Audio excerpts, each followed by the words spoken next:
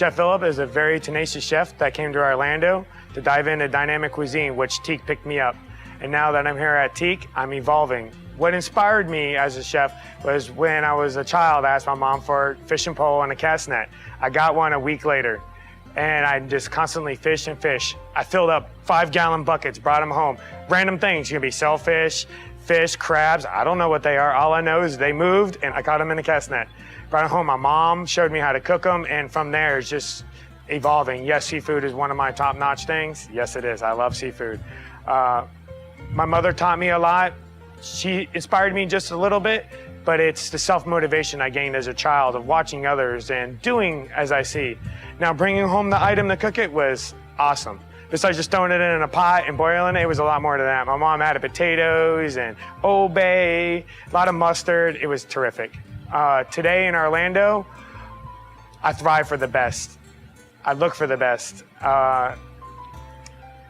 Every challenge is accepted. Please send it my way.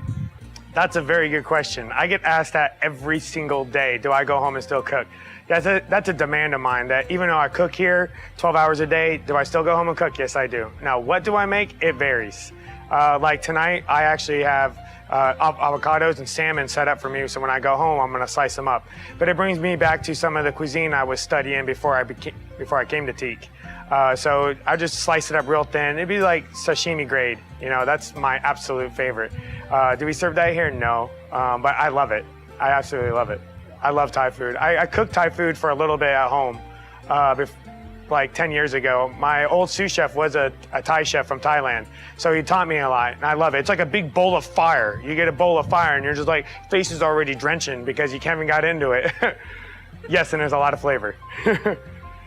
Number one ingredient in my kitchen is potatoes. We go through a lot. Number two would be ground beef. We go through 680 pounds of Angus a week. That's number one. Number three is smiles. I gotta have smiles in my kitchen. That's the main ingredient I see that it goes around in my kitchen constantly. Well, staying up with the fad in the culinary world is a tough one.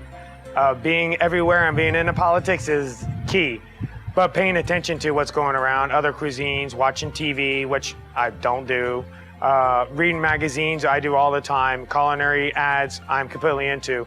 I dive into the culinary world as much as I can. I have a bookshelf about the size of this patio, it seems like, at home, full of culinary books. And most of the things in those books aren't out today. So sometimes I create the fad, you know, which is here at Teak. We do things to the max. Yesterday, we did something that's not done in Orlando, ice cream and waffles. Nobody does that around here. It's a tough challenge to stay on top. It's easier to retain a champion than to become the champion, in my eyes. Yeah, once you're number one, I can retain number one. You know, because when the challenger presents their item or product, it's like, oh yeah, I've already done that. You're behind. Let me show you an updated version of that. You know, that's where we tweak it here at Teak. You know, it's what makes us number one. I don't know, I think that's a perception from people that don't work in a kitchen. To me, a chef is a leader. It's at all domains. It doesn't matter from the beginning of the door to the back of the door. I cultivate all employees, I lead them, and I motivate them. From being an artist, from production, to the end of the day, I try to do all aspects. I don't do one realm. I feel like there shouldn't be a wall in anywhere. You have to combine it all. Being a leader in the kitchen is also cultivating. So when you're cultivating, they'll start following you a lot more. And when they start following you, being a chef, it'll inspire you more to dig more, to teach more.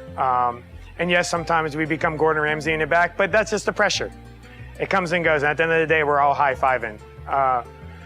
As the perception as a chef, yeah, we probably all look like Gordon Ramsay, but really we're not. Really, we're not. We're actually more like waiting, just without all the shenanigans. What do you expect when you come to Teak? You expect a unique experience here at Teak. It's gonna be your first time, and it'll always be your first time, even if it's your 10th time coming.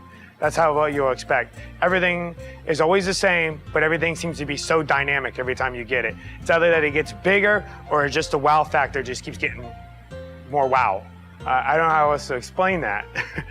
It's amazing here at Teak. And now that John and Chris took over, I mean, they want to push the limits. I love pushing limits. There's no boundaries with these gentlemen, and I like that a lot. Here at Teak, we're #1 for burgers for a reason, because we have the #1 burger, and we will always have the #1 burger. They're the biggest, and they're also the heaviest. You know, we have healthy options also. And if you want to go from your donut to your cheat day to the caprese burger, which we photo shooted earlier today, which is still healthy, but it has bread on it. It's why we're #1. What it takes to make a #1 burger is the passion that we put into it. It's not just the height, it's the ingredients we choose. They're extremely local. They're within 10 miles from here. We get all our ingredients local. We get a delivery every single day here. If it's not ground beef, if it's tomatoes, if it's lettuce or potatoes, we hand make everything fresh every single day. So our passion with my team members in the back, my passion that I give to them, they put into the food. So yes, we're #1 due to the kitchen passion that we put in there. So the process of the #1 burger is we throw the burgers right on the flame. Big flame, lots of heavy seasoning, salt, kosher salt, pepper. Sometimes we add house seasoning on the chicken when it's open flame. When we're grilling it, we make sure we get the deepest marks because we want all that flavor coming from the grill. Everybody loves that char flavor. I love that char flavar.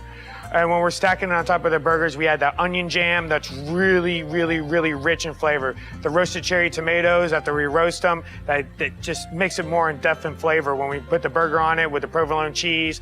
The house-made Teak chips that we make in the house that are best you'll find in Orlando. We put the white cheddar cheese sauce right on top, so it's just dripping right off the side of the burger. And when we cap it and put it on, we always throw love right on top of it, which is fresh parsley.